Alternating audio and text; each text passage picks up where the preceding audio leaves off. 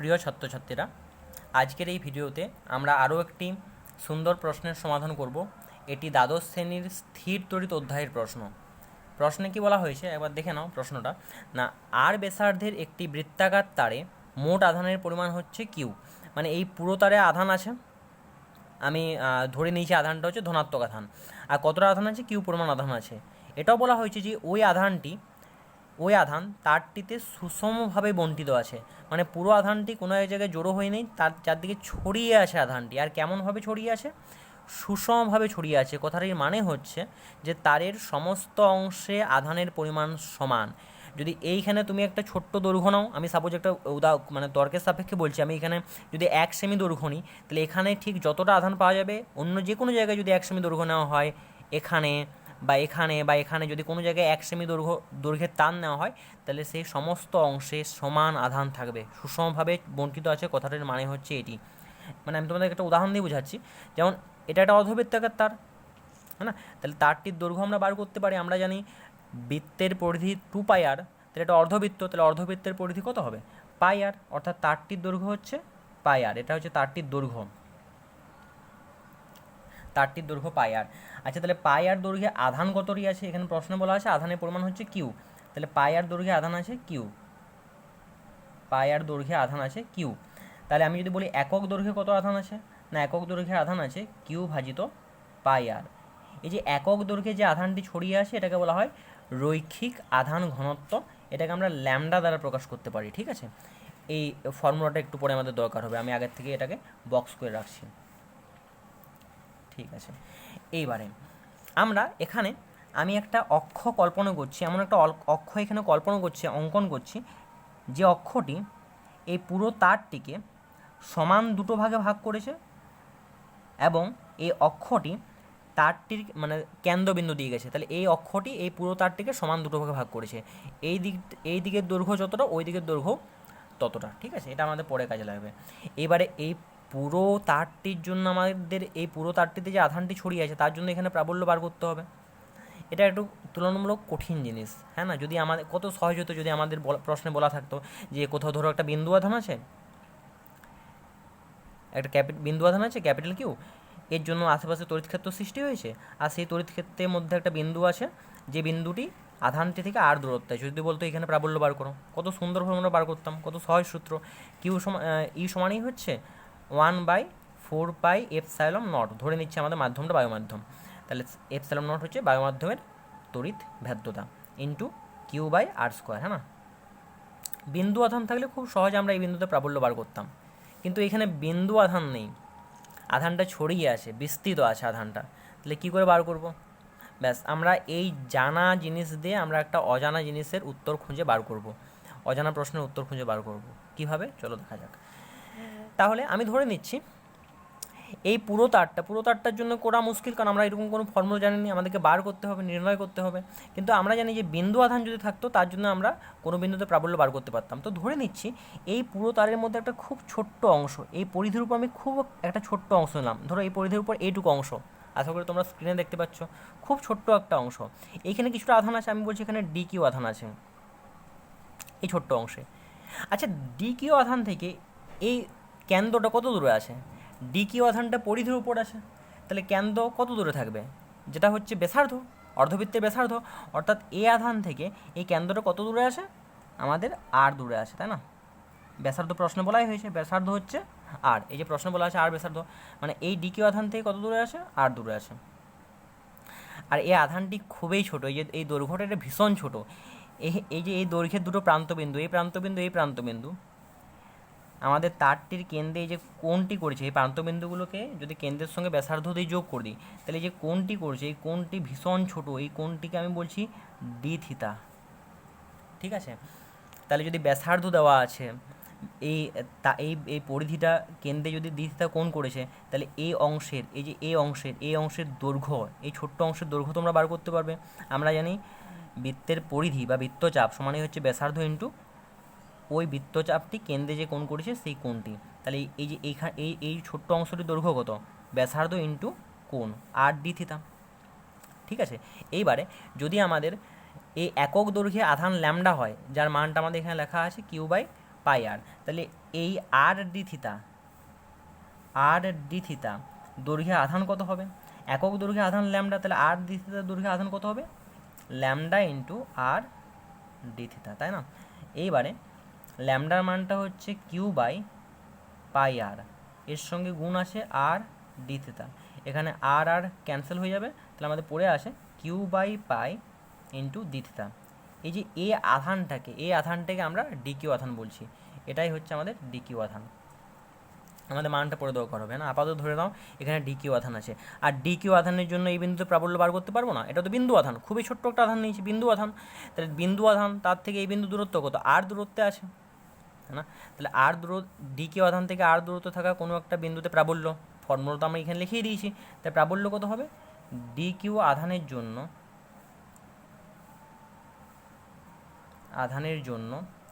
কেন্দ্রে প্রাবল্য, D Q আধানের জন্য কেন্দ্রে প্রাবল্য, আমি ওই প্রাবল্যটাকে নাম দিচ্ছি ডি। প্রাবল্য কত হবে? ফর্মুলা বসাচ্ছি 1/4 pi epsilon naught into D Q by r এর স্কোয়ার, হ্যাঁ না? এখান থেকে দূরত্বটা কত? কেন্দ্রের আর, যেটা হচ্ছে ব্যাসার্ধ। এবার দেখো এই যে ডি কিউ আধানটি নিয়েছি, এই আধানটি এই অক্ষের সঙ্গে, এই আধানটি এখানে আছে, আধান আর কেন্দ্রের সংযোগ সরলরেখা, এটা অক্ষের সঙ্গে কত কোণ করেছে? আমি সাপোজ বলছি থিতা কোণ করেছে, থিতাটাকে সামান্য বৃদ্ধি পেয়েছে, সেটা কত? ডি থিতা। আর এই যে যতটা বৃদ্ধি পেয়েছে এইটুকু অংশের মধ্যে আমাদের পুরো এই ডি কিউ আধানটি আছে, ঠিক আছে? এই কোণটার পরে আমাদের প্রয়োজন হবে। আচ্ছা, এবার দেখো এখানে ডি কিউ প্রাবল্য, যদি আমাদের এখানে এই যে ডি কিউ আধানের জন্য যে প্রাবল্য তৈরি হয়েছে, এটাকে আমরা ডিই বলছি, এই প্রাবল্যের দিক কোন দিক হবে? দিক নির্ণয় করার জন্য আমরা কীভাবে দিক নির্ণয় করি? যে বিন্দুতে প্রাবল্যের দিক নির্ণয় করতে হবে ওখানে একটা ক্ষুদ্র ধনাত্মক আধান রেখে দাও, দেখো ওই ধনাত্মক আধানের উপর কোন দিকে বল কাজ করছে। তাহলে যদি এখানে একটা ধনাত্মক আধান রাখি, এটা নিচে ধনাত্মক আধান, এই ধনাত্মক আধানটি ওই পরীক্ষক ধনাত্মক আধানকে কী করবে? বিকর্ষণ করবে। সংযোজক সরলরেখা বরাবর, এই সংযোজক সরলরেখা বরাবর কী করবে? বিকর্ষণ করবে। আর যে দিকে বিকর্ষণ করবে ওটা হচ্ছে প্রাবল্যের দিক। তাহলে প্রাবল্যের দিক হচ্ছে এটা, প্রাবল্যের দিক হচ্ছে এটা, সংযোজক সরলরেখা বরাবর বাইরের দিকে, অর্থাৎ ব্যাসার্ধ বরাবর বাইরের দিকে। এতটা বোঝাতে পেরেছি? ঠিক আছে। এবার দেখুন আধানটি পুরো তারটার মধ্যে সুষমভাবে ছড়িয়ে আছে, তাই যেমন অক্ষের সঙ্গে থিতা কোণ এখানে ডি কিউ আধান পাওয়া গেল, হ্যাঁ না, নিচের দিকে, তেমনি উপরের দিকেও এরকম নিশ্চয়ই একটা ডি কিউ আধান পাওয়া যাবে, হ্যাঁ না? তাহলে আমি যদি উপরের দিকে অক্ষের সঙ্গে থিতা কোণ করি, তাহলে এরকম জায়গায় নিশ্চয়ই একটা ডি কিউ আধান পাওয়া যাবে, কারণ সব জায়গায় আধানটা সুষমভাবে ছড়িয়ে আছে। তাহলে এইদিকে যেমন ডি কিউ আধান পাওয়া গেলো, এখানেও একটা ডি কিউ আধান পাওয়া যাবে না? অক্ষের সঙ্গে কত কোণে? থিতা কোণে। এইদিকে কোণটাও থিতা, ওইদিকে কোণটাও থিতা। এরপর এই ডি কিউ আধানের জন্য প্রাবল্যের দিক কোন দিক হবে? একইভাবে প্লাস আধান, এখানে একটা পরীক্ষক আধানকে রাখলাম ধনাত্মক আধান, তাহলে এই আধানটা ওই পরীক্ষক ধনাত্মক আধান কী করবে? বিকর্ষণ করবে এইদিকে, হ্যাঁ না? আর এই আধানের জন্য ডি কিউ আধানের জন্য প্রাবল্য কত হবে? ডি, কারণ এই আধানটা যদি সমান নেই, হ্যাঁ না, যদি এই আধানটা আর এই আধানটার সমান হয়, আর এই আধান থেকে কেন্দ্রের দূরত্ব যা, এই আধান থেকে কেন্দ্রের দূরত্ব তা, আর কেন? কারণ পরিধির উপর আছে, তাই না? তাই পরিধি থেকে কেন্দ্রের দূরত্ব ব্যাসার্ধ, যেটা প্রশ্ন দেওয়া আছে আর। তাহলে আধানের মান সমান, আধান থেকে বিন্দুটির দূরত্ব সমান, অর্থাৎ প্রাবল্যের মানটাও সমান হবে, ব্যাস দিকটা আলাদা। এই আধানের জন্য দিকটা হচ্ছে এইদিকে, ব্যাসার্ধ বরাবর বাইরের দিকে এদিকে, এই ক্ষেত্রে ব্যাসার্ধ এইটা, তাহলে দিকটা হচ্ছে এইদিকে। ক্লিয়ার? আচ্ছা চলো এবার দেখা যাক। এবার দেখো আমাদের এই যে ডি কিউ, হ্যাঁ না, এই যে প্রাবল্যটা, দেখো এই প্রাবল্যটা কোন দিকে কাজ করছে? ব্যাসার্ধ বরাবর বাইরের দিকে, মানে এটা হচ্ছে একটা সরলরেখা, আর এটা হচ্ছে অক্ষ। এই সরলরেখা আর এই অক্ষের মধ্যবর্তী কোণ থিতা, তাহলে এই দিকে বিপ্রতিপ্র কোণ যেহেতু এটা, তাহলে এটাও কত হবে? থিতা। এই কোণটাও কত হবে? থিতা। মানে প্রাবল্যটা অক্ষের সঙ্গে যে কোণ করেছে থিতা। একইভাবে বলতে পারি এই দিকে এই যে এই ডি কিউ আধানের জন্য যে প্রাবল্য, এটাও নিশ্চয়ই এখানে থিতা কোণ করেছে, ঠিক কিনা? কারণ এই যে এই কোণটা থিতা, অক্ষের সঙ্গে উপর দিকে যে আধানটা আছে ডি কিউ, এই আধানটা কত কোণ থিতা, তাহলে নিচের দিকে প্রাবল্য আর অক্ষের মধ্যবর্তী কোণটা থিতা। আচ্ছা এবার দেখো, তাহলে আমরা পুরো তারটার জন্য তো এখনও করতে পারিনি, কিন্তু দুটো বিন্দু আধানের জন্য দুটো প্রাবল্য পেয়েছি, দুটোই প্রাবল্যের মান সমান, তাই আমি ডি নাম দিয়েছি, কিন্তু দিকটা আলাদা, এবং এই দুটো প্রাবল্য অক্ষের সঙ্গে থিতা কোণ করেছে, ঠিক আছে এতটা পর্যন্ত। এবার দেখো এই ডি একটা ভেক্টর রাশি, এর এই দিকে, হ্যাঁ না, এই দিকটার সঙ্গে কত কোণ করেছে? অক্ষ বরাবর কত কোণ করেছে? থিতা। তাহলে এই দিকে উপাংশ কত? ভেক্টরের ভেক্টরে যখন পড়েছো তখন উপাংশ বিভাজন করেছো নিশ্চয়ই, তাহলে সেই উপাংশ বিভাজনের যে সূত্র প্রয়োগ করি, ডি ভেক্টর এইদিকে থিতা কোণ করেছে, তাহলে এইদিকে উপাংশ কত হবে না ডি কস থিতা, তাই না? আর অক্ষের সঙ্গে এই যে এ অক্ষ, এর সঙ্গে আমি লম্ব দিকে একটা উপাংশ নিচ্ছি না, এই যে ধরো এই দিকটা, ধরো এই দিকটা লম্ব দিক, এই দিকটা লম্ব দিক, এই দিকটা লম্ব দিক, তাহলে এই দিকে উপাংশ হচ্ছে ডি কস থিতা, তাহলে লম্ব দিকে উপাংশ হবে আমাদের এই দিকে উপর দিকে উপাংশ হবে ডি সাইন থিতা। ঠিক, সবাই একমত আমার সঙ্গে? আচ্ছা, এবার দেখো এই নিচে উপাংশকে ভাগ করছি, নিচের ক্ষেত্রপ্রাবল্যটুকু উপাংশ ভাগ করছি, এই ডি ইও তো এই অক্ষ বরাবর সঙ্গে থিতায় কোণ করেছে না, তাহলে এই ডির এইদিকে উপাংশ কত হবে সেম ডি কস থিতা। আবার এই ডির নিচের দিকে উপাংশ কত হবে ডি সাইন থিতা। তাই যে লক্ষ্য করো ডি সাইন থিতা এই উপাংশের উপর দিয়ে কাজ করছে, আবার ডি সাইন থিতা এই উপাংশের নিচের দিকে কাজ করছে, দুটো উপাংশের মান সমান কিন্তু দিক পরস্পরের বিপরীত, তাহলে এই দুজনকে যদি যোগ করা হয় এরা পরস্পর কী করবে প্রতিমিত করবে, ক্যান্সেল আউট করবে, তাহলে এই দুটো প্রাবল্যের যোগফল শূন্য, এই দুটো মানে প্রাবল্যের এই দুটো উপাংশের যোগফল শূন্য। বাকি এই দুটো উপাংশ কস উপাংশগুলো দেখো একই দিয়ে কাজ করছে, তাহলে এদের যোগফল কত হবে, অর্থাৎ দুটি বিন্দু আধানের জন্য দুটি ডি কিউ আধানের জন্য দুটি ডি কিউ আধানের জন্য প্রাবল্য, দুটি ডি কিউ আধানের জন্য প্রাবল্য আমাকে কী করতে হবে, এই কস উপাংশগুলোকে যোগ করতে হবে, যেহেতু একই দিয়ে কাজ করছে তাই সরাসরি যোগ করা যাবে, হ্যাঁ না? তাহলে এই ডি কস থেকে যোগ করলে আমরা কী পাবো 2d কস থিতা। ক্লিয়ার? ডির মান আমরা আগের থেকে বার করে রেখেছি। আর থিতাটা কি, থিতাটা হচ্ছে অক্ষের সঙ্গে ডি কিউ কেন্দ্রে যে কোণটা করেছে সেটা হচ্ছে আমাদের থিতা। এরপর একটা জিনিস লক্ষ্য করো, আমাদেরকে পুরো তারটির জন্য এই বিন্দুতে প্রাবল্য বার করতে হবে। আমরা এখনও পর্যন্ত কী করলাম, আমরা দুটি বিন্দু আধান দুদিকে নিলাম, অক্ষের উপর দিকে একটা নিচের দিকে একটা, যদি আধান দুটো অবস্থানে কি উপর দিকে আধানটি থিতা কোণ করেছে অক্ষের সঙ্গে, নিচের দিকেও থিতা কোণ করেছে, এই দুটি আধানের জন্য এখানে মোট প্রাবল্য পেলাম 2d cos থিতা।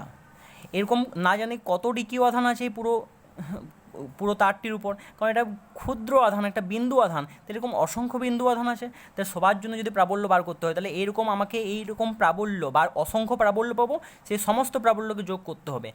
অসংখ্য ছোট ছোট সংখ্যাকে যোগ করার জন্য ইন্টিগ্রেশন বলে একটা টুল আমরা ব্যবহার করি ম্যাথমেটিক্সে, না? ইন্টিগ্রেশন ব্যাপারে হয়তো তোমরা ম্যাথমেটিক্স এখনও পর্যন্ত পড়ো নি, ওটা তোমাদের 4th সেমিস্টারে আছে, যারা এই মুহূর্তে 3rd সেমিস্টারে আছো দ্বাদশ শ্রেণীতে, কিন্তু আশা করি ফিজিক্সে তোমরা এই যে কনসেপ্টের ব্যাপারে অল্প বিস্তর জানো, হ্যাঁ না? তাহলে ওইটুকু কনসেপ্টে কাজে লাগবে, হ্যাঁ না? একদম খুব বেশি আমাদের খুব বেশি কঠিন কনসেপ্ট নয়, হ্যাঁ না? খুব বেশি কঠিন সূত্র নয়, কিন্তু চলো করা যাক ইন্টিগ্রেশনটা। তাহলে এই সমস্ত আধান এখানে না জানি কত বিন্দু আধান আছে, হ্যাঁ না? যদি অসংখ্য বিন্দু আধান থাকে তাহলে এরকম অসংখ্য প্রাবল্য পাওয়া যাবে, সব একই দিয়ে কাজ করবে, তাহলে সেই সমস্ত প্রাবল্যকে যোগ করব ইন্টিগ্রেশনের মাধ্যমে। তাহলে অতএব আমাদের মোট প্রাবল্য বার করতে গেলে এরকম ছোট ছোট প্রাবল্য যেগুলো অসংখ্য আছে সেগুলোকে যোগ করতে হবে, অর্থাৎ ইন্টিগ্রেশন করতে হবে 2d cos থিতা। চলো ইন্টিগ্রেশন করা যাক। তার আগে আমি একবার সূত্রগুলো বসিয়ে দিই। 2 দেখতে পাচ্ছ এটা ধ্রুবক রাশি, তাহলে ইন্টিগ্রেশনে বাইরে বেরিয়ে গেলো, ধ্রুবক রাশি কখনো ইন্টিগ্রেশন হয় না, বাইরে বেরিয়ে গেছে। ডির মানটা বসিয়ে দিচ্ছি 1/4πε0, এরকম অনেক ধ্রুবক পাওয়া যাবে, ঠিক আছে? আস্তে আস্তে আসছি, into D Q by R square, হ্যাঁ না? আশা করি আমি ঠিক লিখেছি, ইন্টু কস থিতা, ঠিক আছে? তাহলে আমার সঙ্গে সঙ্গে সবাই করবে।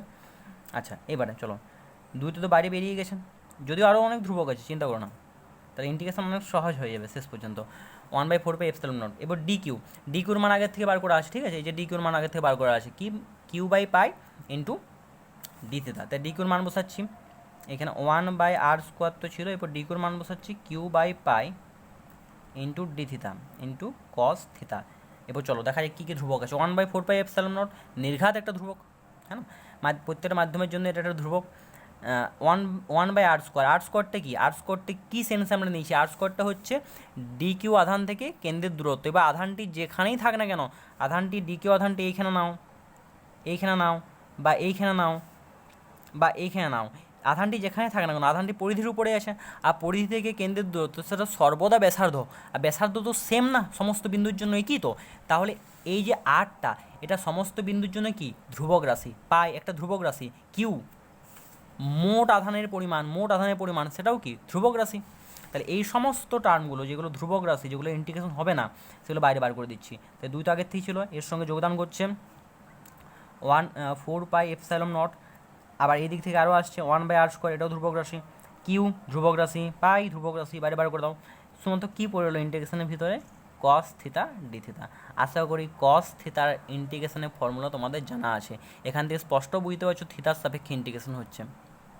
কেন থিতার সাপেক্ষে? কারণ থিতাটাই একমাত্র রাশি যেটা পরিবর্তন হচ্ছে। দেখে নাও একবার, ধরো এইখানে আমাদের ডি কিউ নিয়েছে না, থিতা কোনটা না, এই ডি কিউটা কেন্দ্রের সঙ্গে যে সরলরেখা দ্বারা যোগ করে একটা, তাই সেই সরলরেখাটা অক্ষের সঙ্গে যে কোণটা করেছে থিতা। এবার সাপোজ যদি কেউ এইখানে ডি কিউ নাও এইখানে, তাহলে আমাদের সংযোজক সরলরেখা কোনটা হবে? এইটা। এবার এই সরলরেখাটিকে কেন্দ্রে ওই সেম থিতা কোণ করেছে না, থিতা কোণটা চেঞ্জ হয়ে যাচ্ছে, মানে থিতা কোণটা পরিবর্তন হচ্ছে, থিতাটাই পরিবর্তন হচ্ছে। আর থিতাটা কোন মান থেকে কোন মান পর্যন্ত পরিবর্তন হচ্ছে? একবার সিম্পল ভাবো, কেন্দ্রে যে আধানটা আছে না, সেই আধানটাকে কেন্দ্রের সঙ্গে যদি কোনো সরলরেখা দিয়ে যোগ করি, সেই সরলরেখা অক্ষের সঙ্গে মিশে যাচ্ছে, অর্থাৎ কোণটা হচ্ছে 0 ডিগ্রি। এরপর থিতার মানটা আস্তে আস্তে বাড়ছে, যত আধানগুলো প্রান্তে দিয়েছে তত কোণটা আস্তে আস্তে বাড়ছে। একদম প্রান্তে চলে এলে এই যে এই কোণটা, এটা কত হয়ে যাচ্ছে? 90 ডিগ্রি। তাহলে থিতার মানটা কোন দিক থেকে কোন দিকে ভেরি করছে? 0 থেকে 90 ডিগ্রি। এবার তোমরা বলবে উপর দিকেও তো আধান আছে। আরে এই দিকে আধানটা যদি নিচ্ছি, তো উপর দিকেও তো সেম একই সঙ্গে একটা আধান নিয়ে নিচ্ছে না। এই যে এইখানে আমাদের যোগফলটা বেরিয়েছে 2d cos θ, যে মোট প্রাবল্য এখানে যেটা বেরিয়েছে, মোট প্রাবল্য 2d cos θ। এটা কি? এইখানে একটা আধান, নিচের দিকে একটা আধান, আর উপর দিকে আধান, এই দুটো আধানের জন্য প্রাবল্যের ভেক্টর যোগফল। তাহলে যখন এইখানে একটা আধান নিলাম, এখানে আধানটা তো অটোমেটিকলি কাউন্ট করা হয়ে গেল। তাহলে এই দিকে যত আস্তে আস্তে আধানগুলো তোমরা নিয়ে যাবে, উপর দিকে আধানগুলো অলরেডি কাউন্ট হয়ে যাবে, কারণ আমরা এই যে দুটো আধানের জন্য প্রাবল্য আগের থেকে বার করে নিয়েছি। অর্থাৎ তুমি এই দিকে আধানগুলোর জন্য প্রাবল্য যোগ করে দাও, উপরের দিকে আধানের জন্য প্রাবল্য অটোমেটিকলি যোগ হয়ে যাবে। তাই থিতাটা কোন থেকে কোন মান থেকে কোন মানের মধ্যে ভ্যারি করছে? 0 থেকে 90 ডিগ্রি, তাই না? অর্থাৎ থিতার মিনিমাম মান হচ্ছে, মানে লিমিট, লোয়ার লিমিট হচ্ছে 0, আপার লিমিট হচ্ছে 90 ডিগ্রি। ব্যাস, আর কিছু বাকি নেই। এবার আমাদেরকে বেশ ফর্মুলা প্রয়োগ করতে হবে। তার আগে আমি এটা সুন্দর করে সাজিয়ে লিখে দিই। এখানে 2 আছে, নিচে 4 আছে, কাটাকাটি হবে। উপরে শুধুমাত্র কিউ পড়ে থাকবে, আর নিচে পড়ে থাকবে কাটাকাটি হওয়ার পর 2 আর 4 কাটলে এখানে নিচে 2 থাকছে। তাহলে 2 পাইয়ের স্কোয়ার, হ্যাঁ না, ε0 আর এর স্কোয়ার। আচ্ছা, আশা করি সব ঠিক আছে। আচ্ছা, কস থিটার ইন্টিগ্রেশন কী হয়? কস থিটা ডি থিটার ইন্টিগ্রেশনের ফর্মুলা কী হয় না, সাইন থিটা, হ্যাঁ না। আচ্ছা, লিমিট কি? লোয়ার লিমিট 0 থেকে আপার লিমিট 90 ডিগ্রি। এবার যদি লিমিট বসাতে কেউ জানো, ফটাফট লিমিট বসিয়ে দাও, আমার আগে যেন হয়ে যায়। আর যদি না বসাতে জানো, তাহলে দেখো আমি লিমিট বসানোর নিয়মটা শিখিয়ে দিচ্ছি। তাহলে প্রথমে কী করতে হবে?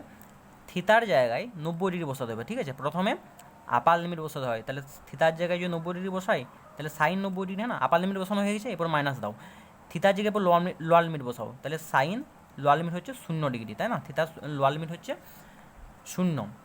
চলো মান বসিয়ে দিলাম, লিমিট বসানো হয়ে গেছে, দেখো লিমিট উঠে গেছে, লিমিট বসাই দিয়েছি আমরা। এবার সাইন 90-এর মান কত? সাইন 90 মানে হচ্ছে 1, আর সাইন 0-এর মান কত? 0। তাহলে 1 - 0 মানে 1, মানে একটা গুণ হবে এটার সঙ্গে, এরপর কোনো সংখ্যার সঙ্গে আগুন করলে সেটাই থাকে। অর্থাৎ মোট প্রাবল্যের যেটা মান সেটা দেখা যাচ্ছে Q/2π² ε0 এটা হচ্ছে মোট প্রাবল্যের মান। এটি হচ্ছে একটি অর্ধবৃত্তাকার তার, যাতে আধান সুষমভাবে আধান সুষমভাবে ছড়িয়ে আছে। যে তারটির ব্যাসার্ধ হচ্ছে আর, সেই তারটির কেন্দ্রে তড়িৎ ক্ষেত্র প্রাবল্যের মান, ঠিক আছে? এটা হচ্ছে মান। আর দিক কোন দিকে দেখতে পাচ্ছ? দিক হচ্ছে এই তারটিকে যে অক্ষটি সমান দুটি ভাগে ভাগ করেছে, সেই অক্ষ বরাবর বাইরের দিকে, হ্যাঁ না? কারণ এই দিকের আধানগুলো আর এই দিকের আধানগুলো সব সাইনের উপাংশগুলো ক্যান্সেল হয়ে গেছে, শুধুমাত্র কসের উপাংশগুলো আছে। অর্থাৎ মোট প্রাবল্য এই দিকে কাজ করছে, অক্ষ বরাবর বাইরের দিকে। আশা করি এই ভিডিওটার সাহায্যে কিভাবে আধান বিন্যস্ত থাকলে, ছড়িয়ে থাকলে, তার জন্য কোনো বিন্দুতে প্রাবল্য বার করতে হয়, তার একটা সহজ উদাহরণ হচ্ছে এই প্রশ্নটি। আশা করি তোমাদের প্রশ্নের সমাধান করার পদ্ধতি ভালো লেগেছে। ধন্যবাদ।